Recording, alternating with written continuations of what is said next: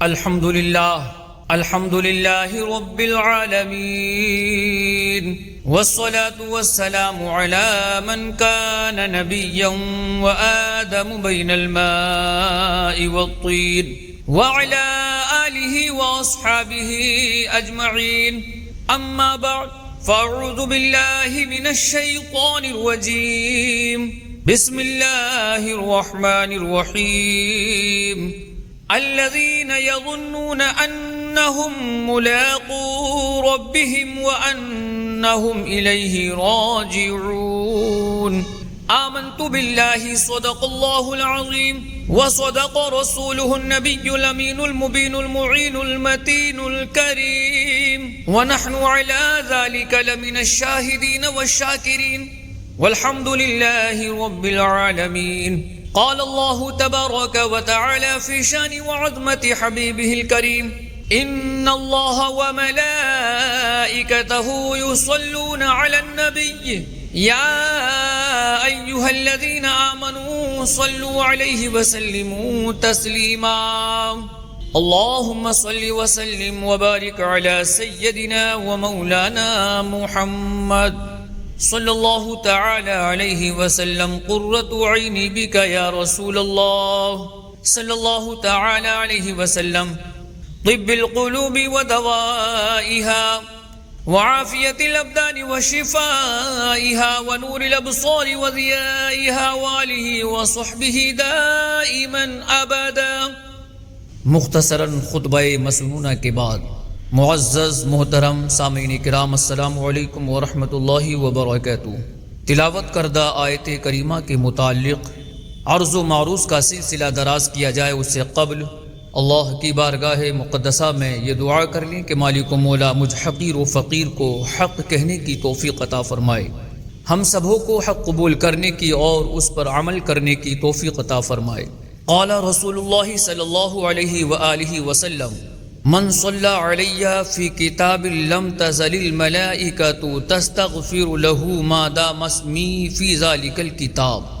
فرمان آخری نبی رسول ہاشمی صلی اللہ علیہ وآلہ وسلم، جس نے کتاب میں مجھ پر درود پاک لکھا، جب تک میرا نام اس میں رہے گا فرشتے اس کے لیے بخشش کی دعا کرتے رہیں گے.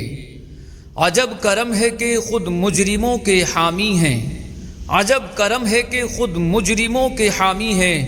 گنہگاروں کی بخشش کرانے آئے ہیں، گنہگاروں کی بخشش کرانے آئے ہیں. وہ پرچہ جس میں لکھا تھا درود اس نے کبھی، وہ پرچہ جس میں لکھا تھا درود اس نے کبھی، یہ اس سے نیکیاں اس کی بڑھانے آئے ہیں، یہ اس سے نیکیاں اس کی بڑھانے آئے ہیں.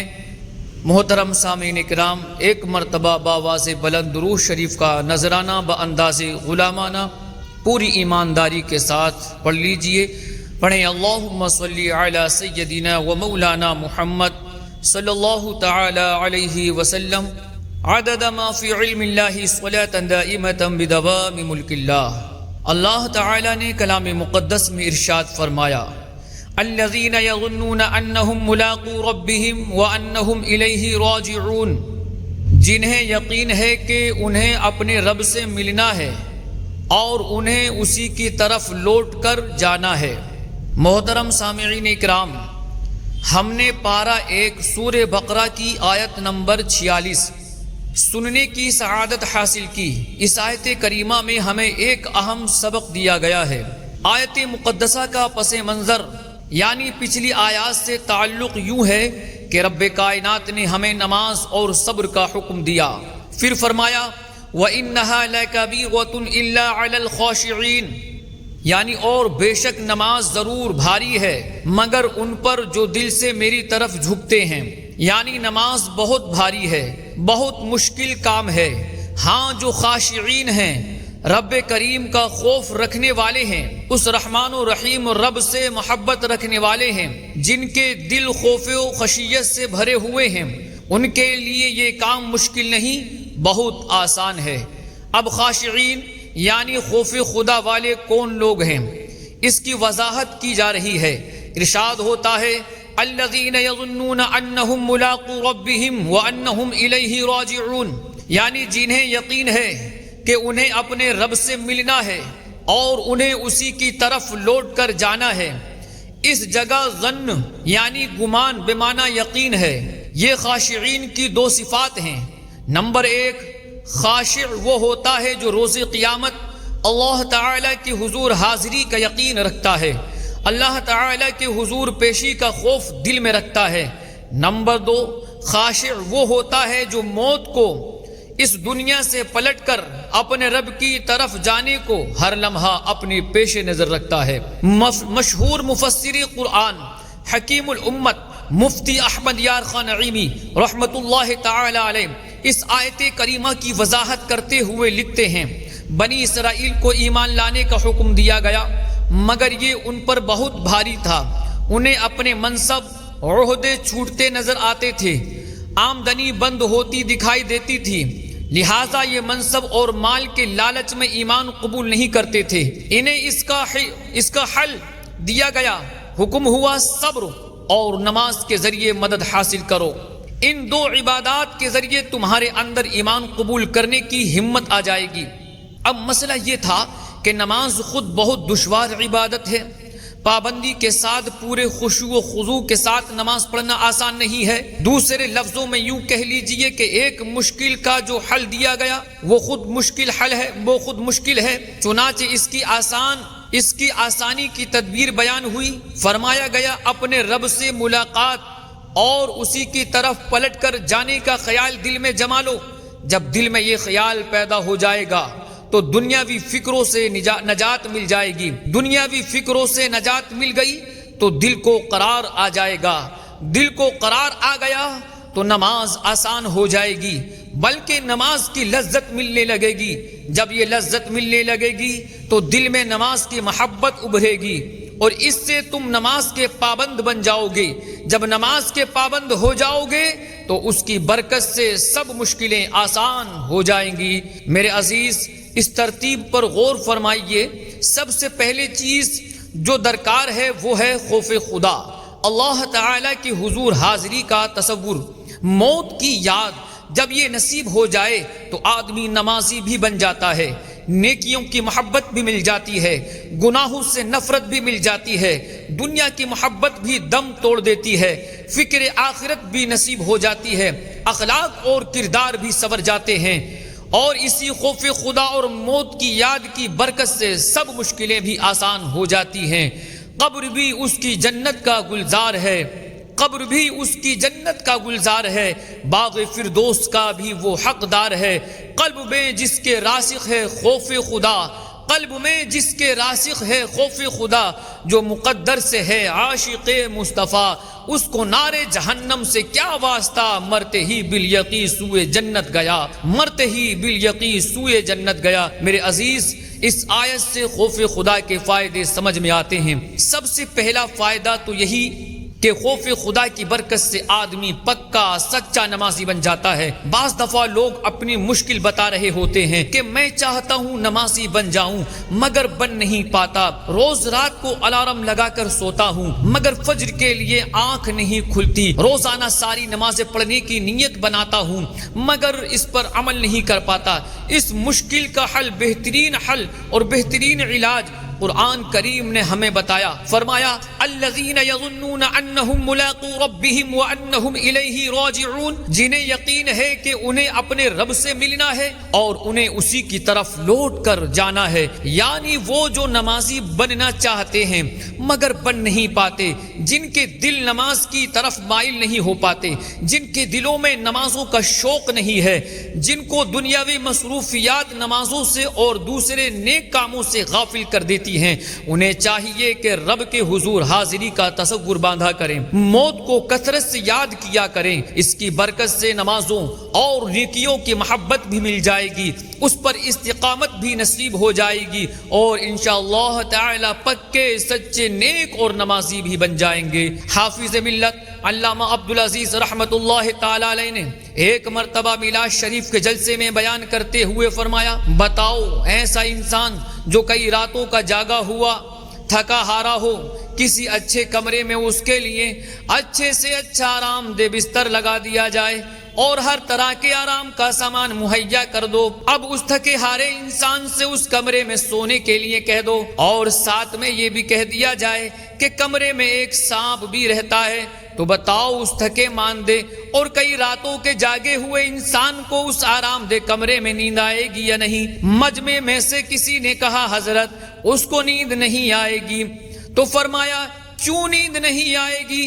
اس لیے کہ اس انسان کے دل میں سانپ کا ڈر سما گیا ہے، سانپ کا خوف پیدا ہو گیا ہے، تو اب اس کی نیند غائب ہو گئی۔ جب سانپ کے خوف سے نیند اڑ سکتی ہے تو خدا کا خوف دل میں ہو اور نماز کے وقت نیند آ جائے، یہ کیسے ہو سکتا ہے؟ میرے عزیز، یہ واقعی حقیقت ہے، یہ ریئلٹی ہے۔ ہمیں چاہیے کہ اپنے اندر خوف خدا پیدا کریں، موت کو یاد کیا کریں، رب کے حضور حاضری کا تصور باندھا کریں۔ رات کو جب سونے لگیں تو نماز فجر کے لیے الارم ضرور لگا لیں، بلکہ کسی نمازی کی خدمت میں درخواست کر دیں کہ وہ آپ کو صبح نماز کے وقت جگا دیا کرے۔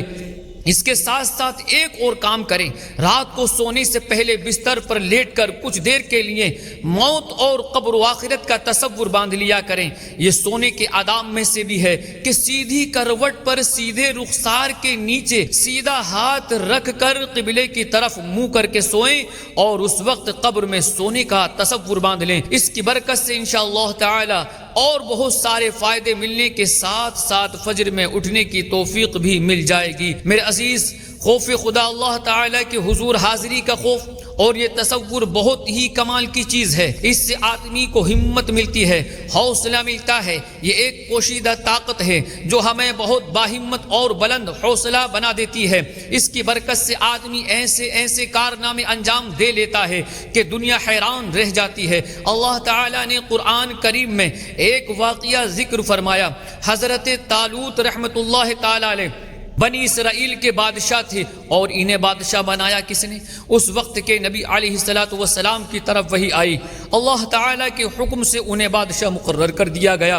جب یہ بادشاہ بن گئے تو اس وقت کا ایک بڑا غیر مسلم تھا، جالوت۔ حضرت طالوت رحمت اللہ تعالیٰ علیہ نے ایک بڑا لشکر جمع کیا اور جالوت سے جنگ کے لیے روانہ ہوئے۔ جب یہ لشکر جنگ کے لیے جا رہا تھا، راستے میں اللہ تعالیٰ کو ان کا امتحان مقصود ہوا، چنانچہ حکم ہوا تھوڑا آگے چل کر ایک نہر آئے گی، تمہیں پیاس بھی بہت لگے گی، مگر جو اس نہر سے پانی پی لے گا وہ لشکر میں شامل نہیں ہو پائے گا، اور جو پانی پی لے گا اسے واپس گھر بھیج دیا جائے گا۔ چلتے چلتے کچھ ہی آگے جا کر وہ نہر آ گئی۔ اب معاملہ یوں ہوا کہ بہت سارے لوگوں نے نہر سے پانی پی لیا۔ حضرت طالوت رحمت اللہ تعالی علیہ نے ان سب کو لشکر سے باہر کر دیا، گھر بھیج دیا۔ اب باقی جو بچے وہ صرف 313 تھے۔ اب سامنا تھا جالوت کا، بہت ہی طاقتور اور بڑی فوج والے بادشاہ سے جنگ تھی۔ ادھر حضرت طالوت رحمت اللہ تعالی علیہ کے لشکر میں صرف 313 افراد تھے۔ یہ دیکھ کر بعض لوگوں کے حوصلے پست ہو گئے، ہمت جواب دے گئی اور یہ بولے لا طاقت لنا اليوم بجالوت وجنودی، ہم میں آج جالوت اور اس کے لشکروں کے ساتھ مقابلے کی طاقت نہیں ہے۔ یعنی گویا ہمت ہار بیٹھے تھے کہ کہاں جالوت کا اتنا بڑا اور طاقتور پاورفل لشکر، کہاں ہم 313 افراد، ہم جالوت کے ساتھ جنگ کیسے کریں گے؟ ان ہمت ہارنے والوں کے علاوہ باقی جو لوگ تھے وہ کون تھے؟ اللہ تعالی فرماتا ہے الذین یظنون انہم ملاقو اللہ، جو اللہ سے ملنے کا یقین رکھتے تھے۔ سبحان اللہ، یہ وہ لوگ تھے جن کے دل میں قیامت کا یقین تھا، بارگاہ الہی میں حاضری کا منظر ان کے خیالات پر چھایا ہوا تھا۔ یہ خوف خدا رکھنے والے تھے، اللہ تعالیٰ سے ڈرنے والے تھے۔ اس موقع پر انہوں نے کیسی ہمت دکھائی، بولے کم من فئۃ قلیلۃ غلبت فئۃ کثیرۃ باذن اللہ واللہ مع الصابرین۔ بہت دفعہ چھوٹی جماعت اللہ کے حکم سے بڑی جماعت پر غالب آئی ہے، اور اللہ صبر کرنے والوں کے ساتھ ہے۔ یعنی اے لوگوں، 313 ہے تو کیا ہوا؟ جالوت کا لشکر بڑا اور طاقتور ہے تو کیا ہوا؟ تم ہمت ہمت مت ہارو، ہم اللہ تعالیٰ کے بندے ہیں، اللہ تعالیٰ اپنی قدرت سے بہت مرتبہ چھوٹے لشکروں کو بڑے بڑے لشکروں پر فتح عطا فرما دیتا ہے، لہٰذا ہمت سے کام لو۔ ان کی یہ نصیحت اثر کر گئی۔ پھر دنیا نے دیکھا کہ اسی 313 کے مختصر سے لشکر نے جالوت کے ہزاروں کے لشکر کو زبردست اور تاریخی شکست سے دوچار کر دیا۔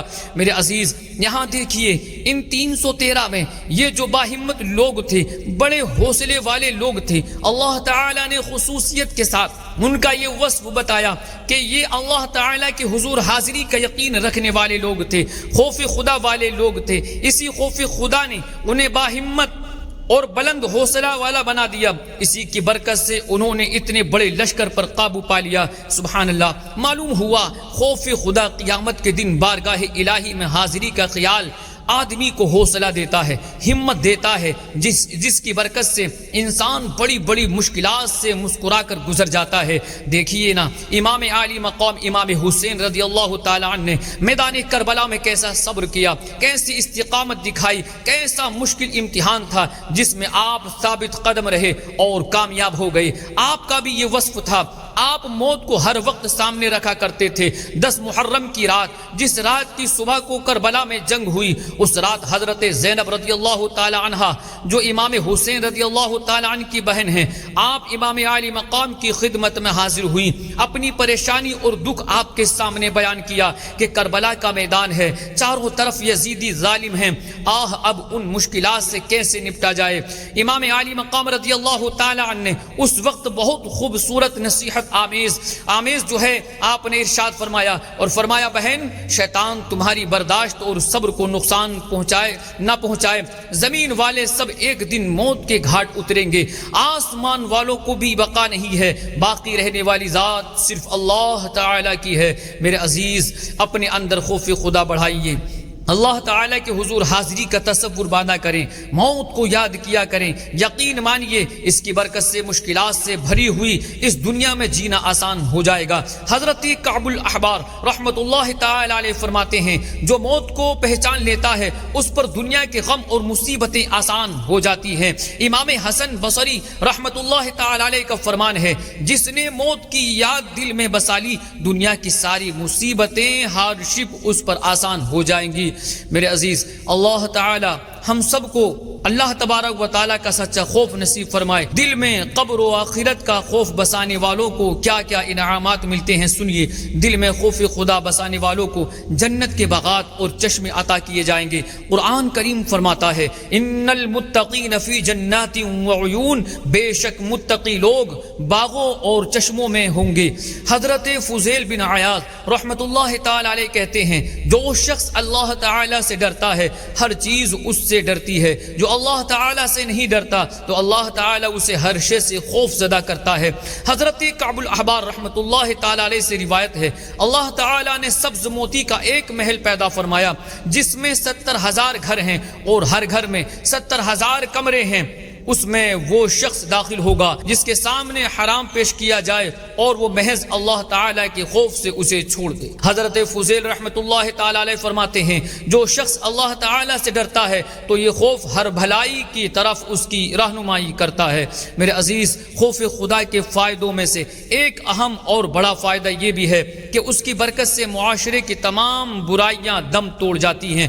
اگر ہمیں صحیح معنوں میں خوف خدا نصیب ہو جائے، اللہ تبارک و تعالیٰ کی حضور حاضری کا ڈر مل جائے، موت کی یاد ہمارے دل میں بیٹھ جائے تو اس کی برکت سے ہمارا معاشرہ واقعی مثالی معاشرہ بن جائے، ہماری سوسائٹی سے تمام برائیاں ختم ہو جائیں، گناہوں کے اڈے ویران ہو جائیں اور پورا معاشرہ دنیا میں جنت کی تصویر بن جائے۔ اگرچہ گناہوں کے، جرائم کے اور بہت سارے اسباب اور ریزنز ہیں، ان میں ایک بہت اہم اور بنیادی سبب خوف خدا کی کمی بھی ہے۔ شراب کیوں پی جاتی ہے؟ خوف خدا کی کمی کی وجہ سے۔ آدمی بدکاری کی طرف کیوں بڑھتا ہے؟ ہے؟ خوف خدا کی کمی کی وجہ سے۔ سود کیوں کھاتے ہیں؟ خوف خدا کی کمی کی وجہ سے۔ چوریاں کیوں ہو رہی ہیں؟ خوف خدا کی کمی کی وجہ سے۔ ڈکیتیاں کیوں ہوتی جا رہی ہیں؟ خوف خدا کی کمی کی وجہ سے۔ ناحق قتل کیوں ہوتے ہیں؟ خوف خدا کی کمی کی وجہ سے۔ جوئے کے اڈے کیوں چلتے ہیں؟ خوف خدا کی کمی کی وجہ سے۔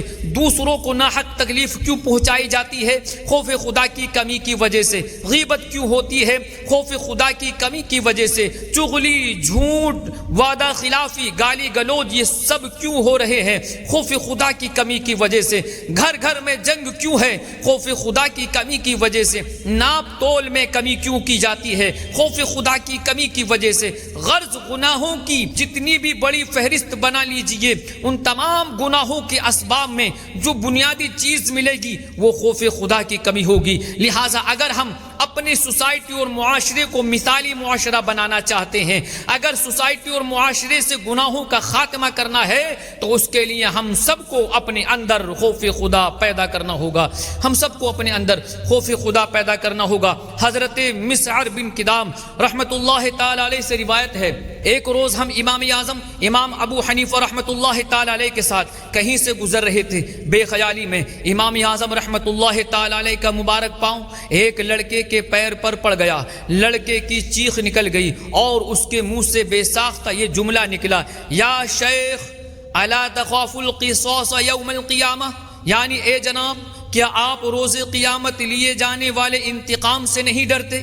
بس اس لڑکے کی یہ بات سننی تھی کہ امام اعظم ابو حنیفہ رحمۃ اللہ تعالی علیہ پر لرزہ طاری ہو گیا اور آپ غش کھا کر زمین پر تشریف لے آئے۔ میرے عزیز اندازہ کیجئے، امام اعظم ابو حنیفہ رحمۃ اللہ تعالی علیہ کا مبارک پاؤں محض بے خیالی میں اس لڑکے کے پاؤں پر پڑا۔ آپ نے جان بوجھ کر ایسا نہیں کیا، اس لڑکے کی زبان سے بھی بے ساختہ جملہ نکلا، مگر اس جملے میں روز قیامت بارگاہ الہی میں حاضری کا ذکر تھا۔ امام اعظم رحمت اللہ تعالی علیہ کو جو ہی بارگاہ الہی میں حاضری کا خیال آیا، آپ پر لرزہ طاری ہو گیا اور غش کھا کر زمین پر تشریف لے آئے۔ غور فرمائیے، جو بندہ اتنا اللہ تعالی سے ڈرتا ہو، کیا وہ کسی کی حق تلفی کرے گا؟ کیا وہ کسی کو گالیاں دے گا؟ کیا وہ کسی کی رقم دبائے گا؟ کیا وہ کسی کو ناحق ستائے گا؟ کیا وہ دوسروں کی نیند خراب کرے گا؟ کیا وہ دوسروں پر کیچڑ اچھالے گا؟ ہرگز نہیں، بلکہ جو خوف خدا والا ہوگا وہ ہر دم دوسروں کے حقوق کا خیال رکھنے والا ہوگا۔ معلوم ہوا اگر ہمیں خوف خدا کی نعمت نصیب ہو جائے تو انشاءاللہ تعالی معاشرے سے، سوسائٹی سے جرائم اور حق تلفیاں بالکل ختم ہو جائیں گی۔ ایک بار علامہ ارشد القادری رحمت اللہ تعالی علیہ نے اعلیٰ حضرت رحمت اللہ تعالی علیہ کے شہزادے مفتی اعظم ہند مولانا مصطفیٰ رضا خان رحمت اللہ تعالی علیہ کو اپنے مدرسہ فیض العلوم میں تشریف لانے کی دعوت پیش کی۔ حضور مفتی اعظم ہند رحمت اللہ تعالی علیہ تشریف لائے۔ واپسی پر ریلوے اسٹیشن جانے کے لیے حضور مفتی اعظم ہند رحمت اللہ تعالی علیہ رکشے میں تشریف فرما ہوئے ہی تھے کہ ایک شخص نے حاضر ہو کر عرض کی، حضور فلاں پریشانی سے دو چار ہوں، تعویذ عطا فرما دیجئے۔ علامہ ارشد القادری صاحب رحمت اللہ تعالی علیہ نے اس شخص سے فرمایا، گاڑی کا ٹائم ہو چکا ہے اور تم ابھی تعویذ کے لیے بول رہے ہو۔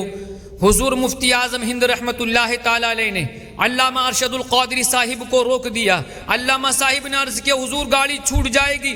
اس پر حضور مفتی اعظم ہند رحمت اللہ تعالی علیہ نے خوف خدا کے جذبے سے سرشار ہو کر فرمایا، چھوٹ جانے دو، دوسری ٹرین سے چلا جاؤں گا۔ کل قیامت کے دن اگر خدا بندے کریم نے پوچھ لیا کہ تو نے میرے فلاں بندے کی پریشانی میں کیوں مدد نہیں کی تو میں کیا جواب دوں گا؟ یہ فرما کر رکشے سے سارا سامان اتروا لیا، تعویذ بنایا، اس کو دیا اور پھر آپ دوسری ٹرین میں تشریف لے گئے۔ میرے عزیز غور فرمائیے، حضور مفتی اعظم ہند رحمت اللہ تعالی علیہ خوف خدا والے تھے۔ آپ کو روز قیامت اللہ پاک کی بارگاہ میں پیشی کا خوف تھا۔ آپ نے ایک دکھی مسلمان کی خیر خواہی کے لیے گاڑی چھوٹ جانا تو گوارا کیا، مگر اس کی دل جوئی کیے بغیر چلے جانا منظور نہ ہوا۔ اب غور فرمائیے مسلمان بھائیوں کی خیر خواہی کا یہ جذبہ اگر ہمیں نصیب ہو جائے تو ہمارا معاشرہ کیسا حسین اور خوبصورت ہو جائے، لڑائی جھگڑے دم توڑ جائیں، گالی گلوچ کا تصور بھی باقی نہ رہے، حسد، جلن، بغض، کینہ وغیرہ یہ تمام باطنی بیماریاں معاشرے سے ختم ہو جائیں۔ اور یہ سب کیسے ہوگا؟ خوف خدا کے ذریعے، یہ خوف خدا کے ذریعے سے ہوگا میرے عزیز۔ اللہ تبارک و تعالی کلام مقدس میں ارشاد فرماتا ہے الذین یظنون انہم ملاقو ربہم وانہم الیہ راجعون، جنہیں یقین ہے کہ انہیں اپنے رب سے ملنا ہے اور انہیں اسی کی طرف لوٹ کر جانا ہے۔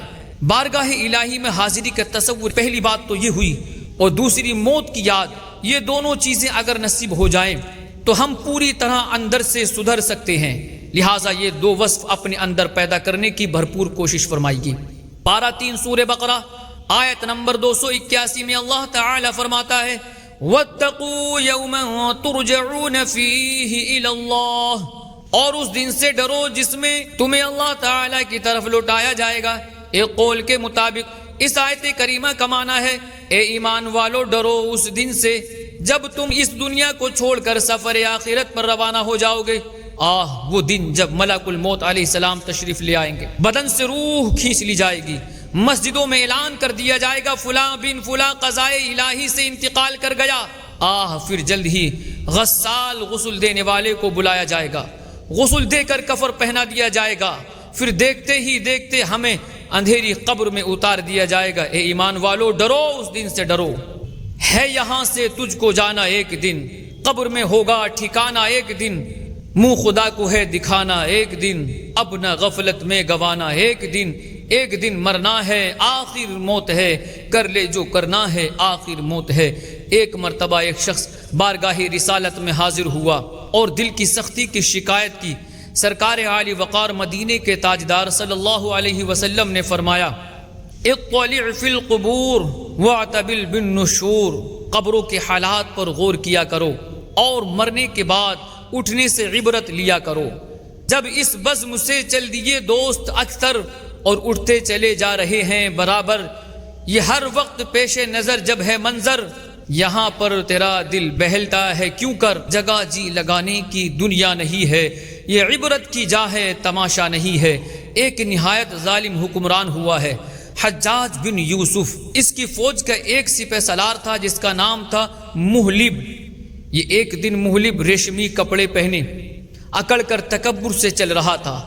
حضرت مطرف بن عبداللہ رحمت اللہ تعالی علیہ نے اسے یوں تکبر کی چال چلتے دیکھا تو دل میں نیکی کی دعوت کا جذبہ بیدار ہوا، چنانچہ آپ رحمت اللہ تعالی علیہ محلب کے قریب تشریف لائے اور فرمایا اے بندہ خدا، چلنے کا یہ انداز اللہ تعالیٰ کے ناپسندیدہ لوگوں کا اور رسول اللہ صلی اللہ علیہ وآلہ وسلم کے دشمنوں کا ہے۔ محلب فوج کا سپہ سالار تھا، عہدے اور منصب کا نشہ اس کے سر پر جادو کی طرح سوار تھا۔ جب اس نے دیکھا کہ ایک شخص اسے نصیحت کر رہا ہے تو تیور چڑھا کر کے بولا جانتے ہو میں کون ہوں؟ حضرت مطرف بن عبداللہ رحمت اللہ تعالی علیہ بھی ماشاءاللہ زندہ دل تھے۔ آپ نے نرمی سے ارشاد فرمایا ہاں جانتا ہوں تم کون ہے، اولک نطفۃ مضرہ، تم پہلے ایک ناپاک نطفہ تھے، وآخرک جیفۃ قذرہ، انتہا میں تم ایک گندے مردار ہو جاؤ گے، وانت بین ذلک تحمل العذرہ، اور ان دونوں حالتوں کے درمیان تم پیٹ میں گندگی اٹھائے ہوئے ہو۔ یہ سن کر محلب کی عقل ٹھکانے آ گئی، اس نے تکبر والی چال چھوڑی اور آگے روانہ ہو گیا۔ میرے عزیز معلوم ہوا تکبر کا نشہ، خود پسندی کا نشہ، طاقت و قوت و عہدے اور منصب کا گھمنڈ، مال و دولت کا نشہ ہمارے سر سے اتر سکتا ہے اگر ہم موت کو یاد کرنے والے بن جائیں۔ وہ ہے عیش و عشرت کا کوئی محل بھی، وہ ہے عیش و عشرت کا کوئی محل بھی، جہاں تاک میں ہر گھڑی ہو اجل بھی، جہاں تاک میں ہر گھڑی ہو اجل بھی، بس اب اپنے اس جہل سے تو نکل بھی، یہ جینے کا انداز اپنا بدل بھی، کیونکہ جگہ جی لگانے کی دنیا نہیں ہے، یہ عبرت کی جا ہے تماشا نہیں ہے۔ اللہ تعالی ہمیں خوف خدا نصیب کرے، روز قیامت رب کے حضور حاضری کا ڈر عطا کرے، کاش موت کی یاد نصیب ہو جائے۔ میرے عزیز ہم نے خوف خدا کی اہمیت کے متعلق سنا۔ خوف خدا ہی وہ بنیادی چیز ہے جس کے ذریعے ہم اپنے دنیا میں آنے کے مقصد کو پورا کر سکتے ہیں۔ خوف خدا کے ذریعے ہی ہم گناہوں سے بچ سکتے ہیں، خوف خدا ہی کے ذریعے ہمارا معاشرہ مثالی معاشرہ بن سکتا ہے۔ اب سوال یہ ہے کہ ہمارے اندر خوف خدا پیدا کیسے ہوگا؟ اس کے لیے قرآن کریم کی تلاوت کا معمول بنایا جائے، بالخصوص وہ آیات جن میں اللہ تعالیٰ کے عذاب کا، جہنم کا، قیامت کا ذکر ہے، ان آیات کا ترجمہ و تفسیر پڑھ کر ذہن میں بٹھا کر خوب توجہ سے بار بار ان آیات کی تلاوت کی جائے۔ وہ احادیث جن میں خوف خدا کا بیان ہے، ایسی احادیث پڑھی جائیں، خوف خدا پر مبنی کتابوں کا مطالعہ کیا جائے، خوف خدا رکھنے والے بزرگان دین کی سیرت پڑھی جائے، جدول بنا کر روزانہ یا کم از کم ہفتے میں ایک بار قبرستان حاضری دی جائے، وہاں فاتحہ شریف بھی پڑھی جائے، ساتھ ہی ساتھ اس بات پر غور بھی کیا جائے کہ عنقریب میں نے بھی قبر میں آنا ہے، اس وقت میری بے بسی کا عالم کیا ہوگا۔ پھر قبر کے معاملات پر غور بھی کیا جائے تو انشاءاللہ تعالی خوف خدا نصیب ہو جائے گا۔ اللہ پاک ہمیں عمل کی توفیق نصیب فرمائے، آمین بجاہ خاتم النبیین صلی اللہ تعالی علیہ وسلم۔ بیان کو اختتام کی طرف لاتے ہوئے ایک شرعی مسئلہ عرض کرتا ہوں۔ مسئلہ یہ ہے کہ جمعے کی اذان ثانی میں خاموش رہنا اولا ہے، یعنی جمعے کے دن جب عربی والا خطبہ پڑھا جاتا ہے، یہ خطبہ خاموشی سے سننا واجب ہے۔ اسی طرح جو خطبے سے پہلے اذان ہوتی ہے جسے جمعے کی اذان ثانی کہا جاتا ہے، یہ اذان بھی توجہ کے ساتھ خاموش رہ کر سننی چاہیے۔ اس وقت عموماً لوگ کشمکش میں رہتے ہیں، کچھ لوگ اس اذان کا جواب دے رہے ہوتے ہیں، کچھ نہیں دیتے، کچھ لوگ دوران اذان انگوٹھے چومتے ہیں، کچھ نہیں چومتے۔ اس کشمکش کا علاج یعنی درست شرعی مسئلہ کیا ہے تو سن لیجئے، وہ یہ ہے کہ خطیب صاحب جنہوں نے عربی والا خطبہ پڑھنا ہے ان کے لیے اس اذان کا جواب دینا اور انگوٹھے چومنا جائز ہے۔ باقی لوگوں کے لیے بہتر یہ ہے کہ نہ تو زبان سے اذان کا جواب دیں نہ انگوٹھے چومیں۔ فتاوی رضویہ شریف میں ہے خطبے کی اذان کے جواب اور اس کے بعد دعا پڑھنے سے بچنا اولا، اور کر لیں تو حرج نہیں۔ یوں ہی خطبے کی اذان میں نام پاک پر انگوٹھے چومنے سے بچنا اولا، اور چوم لیں تو حرج نہیں، لیکن خطبے میں محض سکون کا حکم ہے۔ خطبے میں نام پاک سن کر صرف دل میں درود شریف پڑھیں اور کچھ نہ کریں، زبان کو حرکت بھی نہ دیں۔ اللہ پاک ہمیں درست اسلامی احکام سیکھنے اور ان پر عمل کرنے کی توفیق نصیب فرمائے، آمین بجاہ خاتم النبیین صلی اللہ تعالی علیہ وآلہ وسلم۔ وآخر دعوانا الحمد للہ رب العالمین۔ السلام علیکم ورحمۃ اللہ تعالی وبرکاتہ۔